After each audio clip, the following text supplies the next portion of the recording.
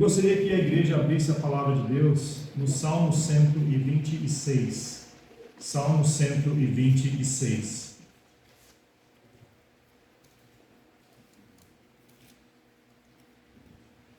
Nós vamos ler esse salmo.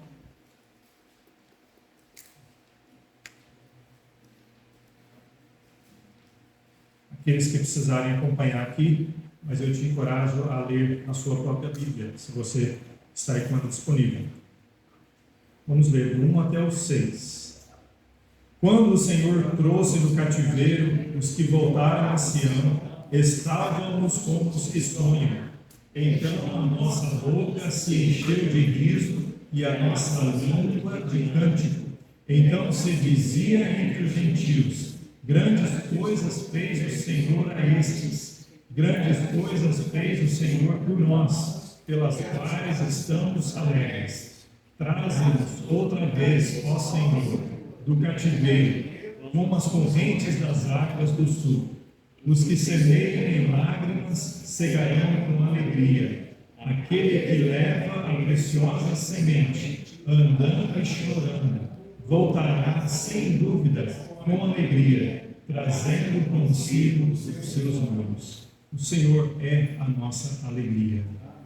Esse salmo curto, que traz uma lição profunda, uma lição da história do povo de Israel, particularmente o povo de Judá, que foi levado cativo para a Babilônia e depois foi liberto.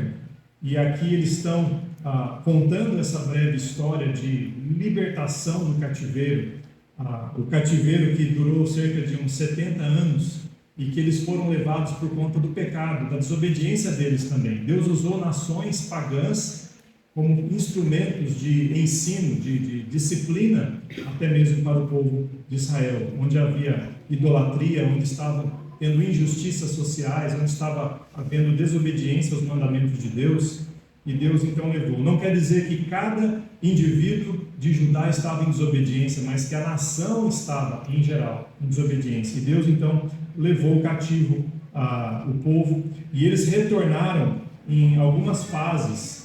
Depois de um período de cerca de uns 70 anos, voltaram a Jerusalém em grupos, sob a liderança de Zorobabel. Zorobabel era um líder, um político, um príncipe da descendência de Davi. Ele trouxe uma leva, depois sob Esdras, que era um sacerdote e escriba, trouxe uma outra leva de judeus, e depois sob Neemias. Neemias era um líder judeu e copeiro do rei persa, e trouxe mais. Então Deus usou uma nação pagã para trazer disciplina sobre o seu povo, e também usou uma nação pagã para trazer libertação. E o povo persa deu liberdade para eles retornarem à terra. Então aqui nesse salmo, é um dos salmos de romagem, salmo de romagem. O que isso quer dizer?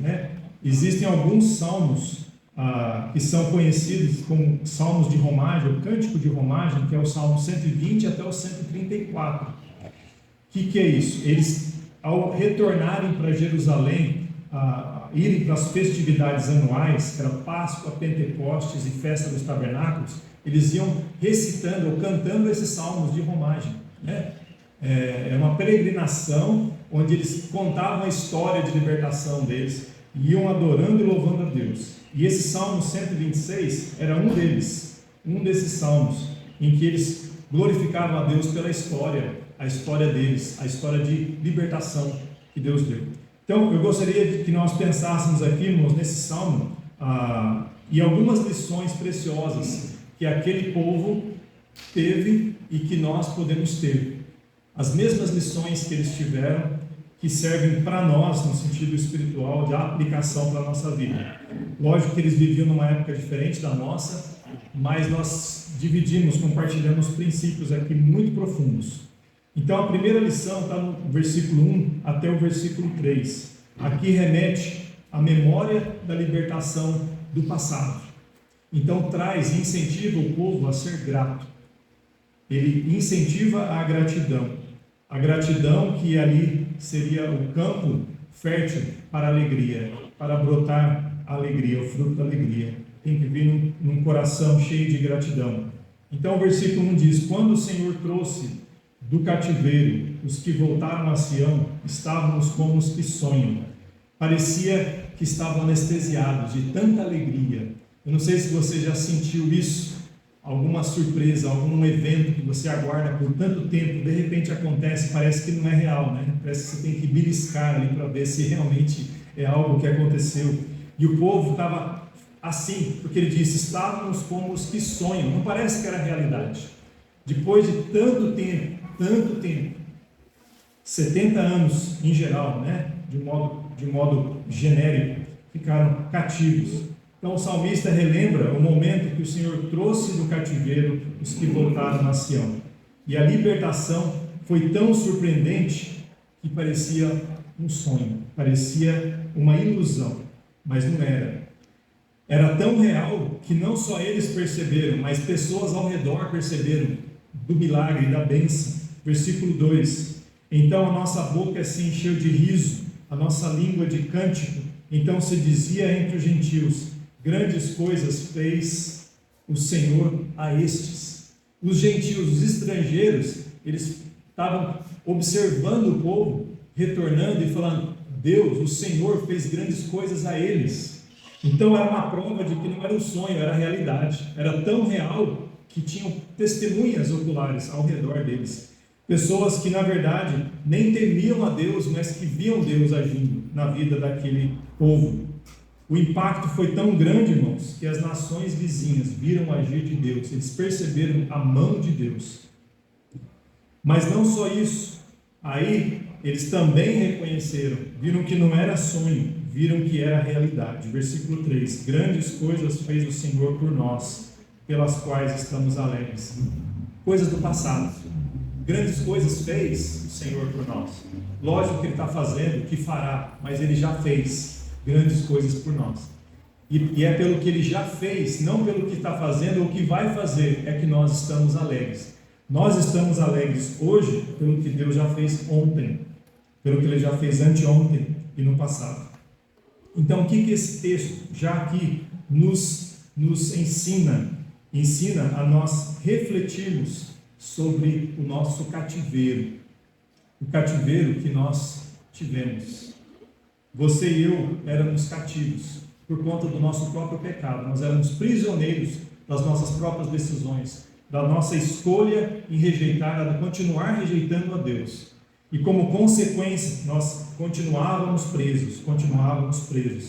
Mas Deus, pela sua graça, enviou Jesus para nos resgatar, nos tirar. Eu não sei se você lembra do dia exato em que você chegou em oração a Deus, em arrependimento e fé genuína em Jesus como Salvador. Se você lembra daquela ocasião, tem gente que sai emocionado, que sai com lágrimas. Tem gente que fala, parece que não aconteceu nada. Tem gente que nem lembra, fala, eu era pequeno, eu nem lembro exatamente. E não tem uma regra, irmãos, que você tem que se lembrar, marcar o dia e a hora. Eu tenho marcado na minha Bíblia, porque o pastor Edivaldo, ele ensinava muito, quando pregava o Evangelho, ele falou, marca essa data quando você crê em Jesus. E eu marquei a data, né? 18 de setembro de 1988, eu tinha 14 anos de idade. Faça a matemática. Você vai descobrir que eu tenho 51 anos de idade. Então já não precisa fazer matemática, né? 14 anos de idade. Eu marquei na minha Bíblia. Por que eu não esqueço? Porque está marcado na minha Bíblia. Mas não tem uma regra que você tem que marcar lá. Mas o importante, irmãos, é que nós nos lembremos que antes daquele dia, daquele momento em que você foi libertado, foi salvo por Jesus, você era cativo, você era escravo, você era prisioneiro. E agora você não é mais, você foi liberto. E que sensação que é de liberdade. Muitos prisioneiros que ficam muito tempo na prisão, quando saem, não sabem o que fazer.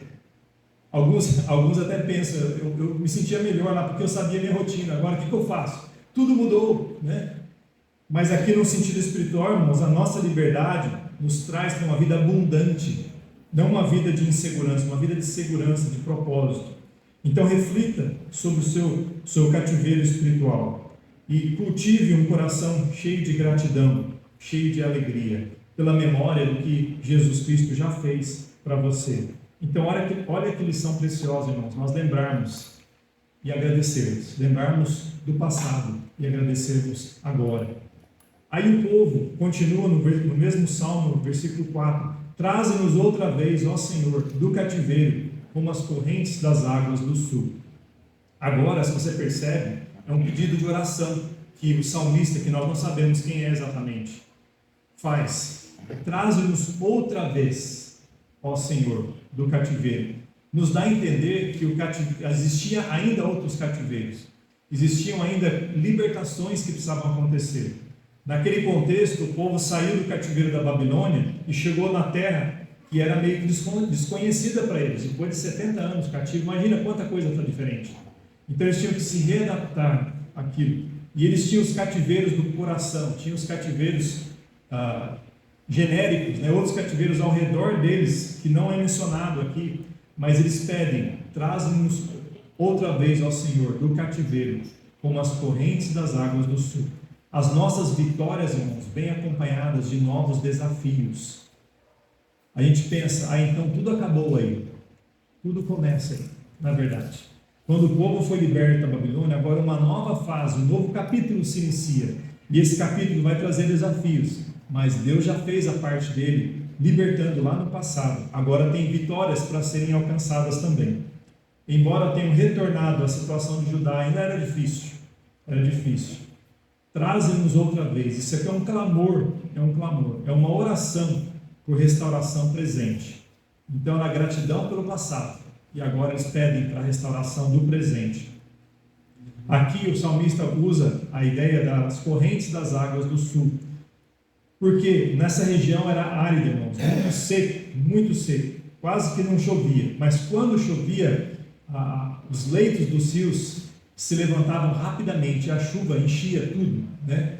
Então a ideia do salmista é: faça como isso, faça como as correntes das águas do sul, que quando vem, preenche tudo. Então, clamando ao Senhor, por favor, nos ajude nos nossos cativeiros presentes. Uma aplicação para nós como cristãos: nós já fomos salvos por Jesus. Jesus já nos libertou do inferno, já nos libertou da condenação. Mas nós temos uma vida cristã, temos crescimento, temos santificação pela frente. Vamos ter tentações, vamos ter desânimos, vamos ter lutas e perseguições. Então, o clamor que nós devemos pedir a Deus: o mesmo Deus que me salvou lá é o mesmo Deus que está agora comigo. Ele teve poder para me tirar das garras do inimigo, para me tirar da escravidão espiritual e eterna. Ele tem poder para me ajudar no dia a dia, nos meus medos de hoje, nas minhas decisões de amanhã. Ele tem poder, e é a Ele que eu vou clamar: Senhor, me ajuda agora eu preciso da tua ajuda. Mesmo após grandes vitórias, enfrentamos desertos na nossa vida. Irmãos, foi assim com grandes profetas do Velho Testamento. Eles oravam, jejuavam, Deus deu vitórias, como Elias, mas logo em seguida veio depressão, veio desânimo, veio vontade de desistir de tudo. E a quem eles iriam recorrer? Não existia 0800, não existia algum remédio, algum comprimido que resolvia na hora. Era o mesmo Deus que salvou, é o Deus que está disposto a ouvir e responder hoje. Traze-nos outra vez, ó Senhor, do cativeiro, como as correntes das águas do sul. Senhor, nos ajuda e preencha tudo que está faltando aqui, preencha esse sentimento, esse vazio. Então, o Salmo remete a esse clamor para hoje. Ainda, o Salmo nos ensina nos 2 últimos versículos a fé do futuro. Os que semeiam em lágrimas cegarão com alegria. Aquele que leva a preciosa semente, andando e chorando, voltará sem dúvida com alegria, trazendo consigo os seus molhos. Aqui está o princípio da semeadura e da colheita. Esse princípio que todo fazendeiro sabe. Não tem como você colher uma coisa se você não plantar aquilo. E se você plantar maçã, você não vai colher cenoura. Você entende que essa lei é uma lei que Deus criou desde o princípio e que se aplica à vida espiritual também. A lei da semeadura e colheita, ou o princípio da semeadura e da colheita. Isso nos traz a ideia da fé, de algo que você não enxerga agora, mas que você confia que vai acontecer no futuro. Todo fazendeiro tem que ter fé. Tem alguém aqui que plantou e planta coisa até hoje? Eu sei que o Dácio faz isso, né? Cadê o Dácio? O Dácio tem pé de tudo quanto é coisa lá na roça, né? Não é gostoso você jogar uma semente ou uma muda e saber que no futuro aquilo pode dar alguma coisa? Nem sempre dá. Às vezes dá praga, né? Mas o sonho e a fé do fazendeiro é que aquilo vai produzir e de fato acontece. E o que o texto remete aqui, irmãos, é essa ideia, esse princípio: os que semeiam em lágrimas cegarão com alegria. É uma promessa de Deus aqui, na verdade. Porque a pessoa que está plantando, o que ela tem na frente dela? Ela tem uma esperança, ela tem uma fé de que um dia vai acontecer alguma coisa. Ela não tem nada mais do que isso. Ela não tem a fruta na mão dela. Talvez ela tenha um envelope da semente que ela comprou com a foto da planta adulta, bonita e produzindo. Só que ele não sabe, ele tem que confiar que aquele envelope é verdadeiro, porque às vezes eles têm umas coisas falsas que vendem por aí, né? Você vai descobrir depois que aquilo não era pé daquilo, era pé de outra coisa. Ele tem que ter fé no envelope, tem que ter fé de que Deus vai dar a chuva, o sol, vai dar as condições do solo, e que um dia vai acontecer de ele vai estar desfrutando embaixo da sombra daquela árvore, daquela fruta, por exemplo. Os que semeiam lágrimas cegarão com alegria. É uma promessa. Começa com sacrifício, começa com dificuldade, começa com muita negação, começa com, às vezes, falta de perspectiva, começa com temores e medos. Eu lembro, irmãos, aqui, quando nós oramos, nós só tínhamos sonhos de ter um lugar maior para a gente, lembra? Era só sonho. De onde que veio esse sonho? Talvez alguém pode falar, veio da cabeça do pastor. Antes de vir da cabeça do pastor, veio do Deus que colocou a semente lá dentro. Eu tenho certeza disso. Quem é o pastor? Senão um instrumento nas mãos de Deus. Hoje eu estou aqui, amanhã não vou estar mais. Posso não estar. Não diga amanhã, tá? No futuro. Quando Deus quiser, daqui a uns 50 anos, ou se Cristo voltar amanhã. Mas Deus, Ele dá o sonho e dá a fé, dá as condições para que a gente, confiando nele, dê os passos de obediência. Mas nesses passos são difíceis, são dificultosos, tem muitos obstáculos. Eu lembro que quando nós começamos dentro desse galpão, era uma oficina mecânica, o chão tudo desalinhado, trincado, né? Cheio de graxa, e nem imaginávamos que hoje estaríamos aqui, né? Assim. Glória a Deus por isso. Então, houveram lágrimas, houveram dificuldades, houveram enfermidades, houveram dívidas, e ainda há. Houveram obstáculos, mas o sonho de lançar a semente e saber que Deus podia dar alguma coisa foi o que manteve. E agora nós estamos cegando com alegria, estamos colhendo com alegria.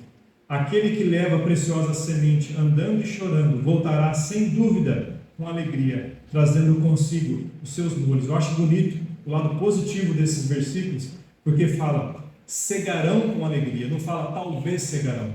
É uma certeza aqui. E ele fala, voltará sem dúvida com alegria, ou seja, você pode ter certeza que vai voltar com alegria. E aqui é condicionado, né, a regra de semear e cegar. Semear lágrimas de arrependimento do pecado. Isso se aplica para várias áreas da nossa vida, irmãos. O arrependimento do pecado que traz como consequência a graça e a misericórdia de Deus. Provérbios 28, 13. Alguém pode abrir a Bíblia e ler em voz alta? Provérbios 28, 13. Essa é uma das aplicações da lei da semeadura no campo espiritual. Quando há o arrependimento, Deus faz o fruto da misericórdia. Provérbios 28, 13.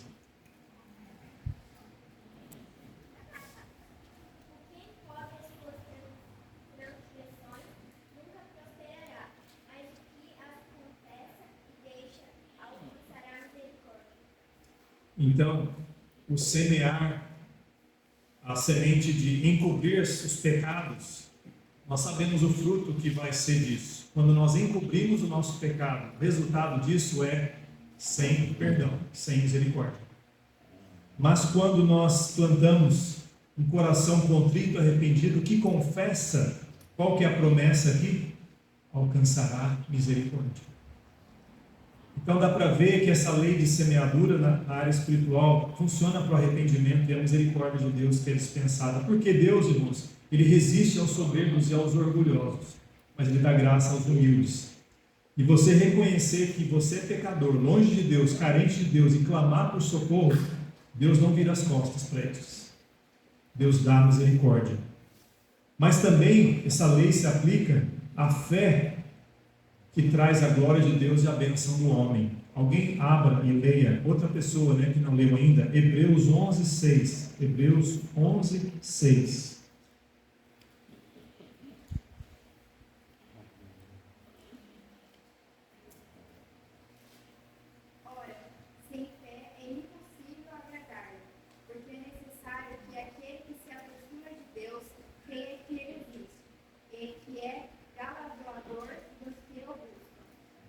Muito bem. Deus se agrada dos que o buscam com fé. Dos que o buscam com fé. Porque sem fé é impossível agradar-lhe. Aqui diz que aquele que se aproxima de Deus tem que, pelo menos aqui, crer que Ele existe e que Ele não só existe, mas que Ele abençoa, que Ele galardoa aqueles que o buscam. Então, a fé, a semente da fé, ela glorifica a Deus, ela honra, ela agrada a Deus. E ela abençoa o homem, ela beneficia o homem. Então ela traz glória a Deus e bênção, benefício ao homem. A fé faz isso. Outra coisa, a lei se aplica também à fidelidade e aos frutos. 1 Coríntios 15:58. Alguém pode ler? 1 Coríntios 15:58. Se você não leu ainda, por favor, abra e leia para nós.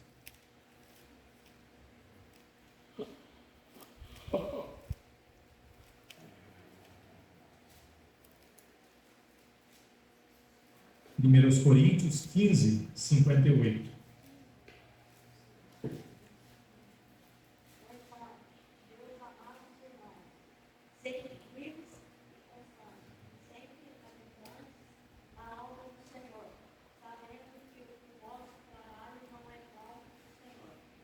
Esse capítulo de Coríntios fala da ressurreição de Jesus. É um capítulo dedicado exclusivamente para falar sobre esse grande evento para o cristianismo.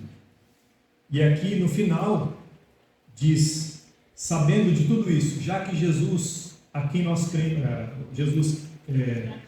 servimos, que é vivo, Ele também abençoa e galardoa aqueles que o obedecem, que o servem de que maneira? Com fidelidade. Por que nós sabemos que é com fidelidade? Porque fala, sede firmes e constantes, sempre abundantes na obra do Senhor, sabendo que o vosso trabalho não é vão no Senhor. Porque o próprio Senhor se encarrega de abençoar, de encorajar, de motivar, de dar não somente o propósito, mas também trazer resultados. Que resultados? Seriam frutos do trabalho. Deus não precisa da gente, mas Ele quer nos usar. E aqui fala como que a gente pode e deve ser usado na mão dele. Com fidelidade. Uma fidelidade firme, constante, abundante. Ou seja, só progredir, só melhorar, nunca regredir. Então, a fidelidade, irmãos, quando semeamos a fidelidade, os frutos vêm como resultado. Os frutos são a nossa colheita. Versículos 9 de Gálatas 6 diz: e não nos cansemos de fazer o bem, porque a seu tempo ceifaremos, se não houvermos desfalecido. Então, enquanto temos tempo, façamos bem a todos, mas principalmente aos domésticos da fé. É fazer, não só o que fazer, mas como fazer. Deus mostra, façamos o bem, particularmente aqueles que estão do nosso lado, que são da família da fé, primeiro, porque tem necessidade no mundo inteiro. Se nós pararmos para ajudar o mundo inteiro, não tem como nem vivermos, né? Mas Deus coloca ao nosso redor, então, uma família na fé, e dessa família temos as pessoas que estão nos círculos ao redor. Então, aqui o princípio de semeadura e a colheita vai ser no futuro. Logicamente, se você faz hoje, você não vai colher amanhã. Vivemos numa geração imediatista, a geração do micro-ondas, a geração de que quer para ontem e que se não for logo, já não está bom. Então, essa geração, uma geração que precisa relembrar do princípio das leis da colheita, de semear e de colher. Nós devemos então lembrarmos, nesse salmo nos ensina gratidão pela libertação do passado. Se nós tivermos gratidão agora pelo que Deus já fez no passado, irmãos, nós temos uma vida muito mais feliz. Nós vemos muitas vezes uma vida infeliz porque nós reclamamos do que já temos, do que já somos abençoados. Hoje de manhã nós falamos de Êxodo, né? O povo no deserto murmurou ao invés de agradecer. E eles só colheram frutos amargos por conta do murmúrio deles. Ao invés de eles olharem para meio copo cheio de água, eles olharam para o meio copo que faltava e ficavam focados naquilo. E isso custou-lhes muito caro. Agora, para nós hoje, devemos lembrar como aqui o povo agradeceu pela libertação do passado, devemos ser gratos.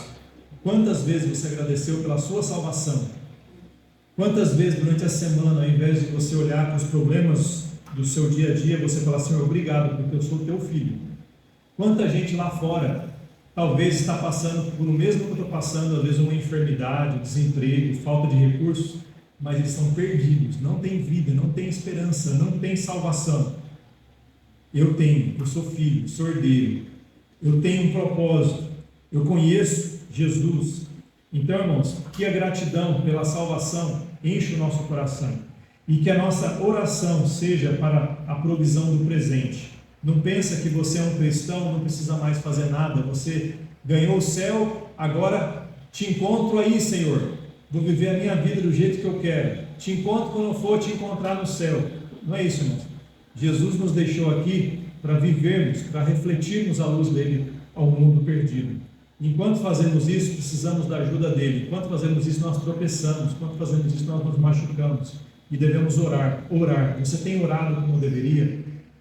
Os cultos de terça-feira, que valor você tem dado? Eu sei que tem muitos que não podem por conta de trabalho. Mas se você tem uma brecha, uma oportunidade, o que você faz numa terça-feira? Você vem? Ah, pastor, eu não preciso ir na igreja para orar. Obviamente, eu também não. Mas Deus nos ensina a orarmos como família, como irmãos em Cristo. Existem razões por trás do fato de que Deus nos ensina a nos reunirmos para orarmos como família. Então, valorize a oração como família, valorize a oração na sua casa, no seu quarto. E também, no final aqui, a fé, confiando, sendo fiel no presente, confiando nos frutos e resultados no futuro. Então, eu queria deixar essa aplicação para todos nós, irmãos, que a nossa alegria não dependa da ausência dos problemas, mas da presença do nosso Salvador em nossa vida. Ele nos transformou do cativeiro para a libertação, tirou a gente das trevas para a luz, e Ele fez o mesmo e faz o mesmo na vida de muitas pessoas, e vai fazer ainda na vida de muitos. Ele vai usar essa igreja para fazer, amém, irmãos? Amém. O incentivo para os irmãos é que essa igreja não é a única que prega o Evangelho, mas Deus nos colocou nessa igreja. Vamos ser fiéis, amém, irmãos? Vamos ser fiéis, vamos falar de Jesus, vamos demonstrar o amor dele para os vizinhos, vamos falar do Evangelho, entregar o Evangelho para as pessoas, e vamos fazer dessa forma. Vou pedir que você, para encerrarmos aqui, feche os seus olhos e abaixe a sua cabeça. Talvez você está aqui e esse salmo te encorajou muito a lembrar do passado. Talvez você lembre de quando você era perdido, talvez em vícios, em imoralidade, sem propósitos, e você lembra que Jesus te salvou. Mas você não tem agradecido tanto, você tem esquecido de agradecer. Deus tocou no seu coração, seja grato. E você pede a Deus: Senhor, me ajuda a ser grato, ser agradecido. Levanta sua mão, pastor, ore por mim. Deus falou comigo, eu preciso, eu quero ser mais agradecido. Amém. Talvez você está aqui e você não ora como deveria. Nos problemas, ao invés de orar, você começa reclamando. e você consulta todo mundo, consulta até o Google, a inteligência artificial, mas não consulta a palavra de Deus e não clama a Deus em oração como deveria. Deus tocou no seu coração e falou: olha, me busque, clame a mim para o hoje. Deus tocou no seu coração essa necessidade, essa carência. Levanta a mão, pastor, olha por mim.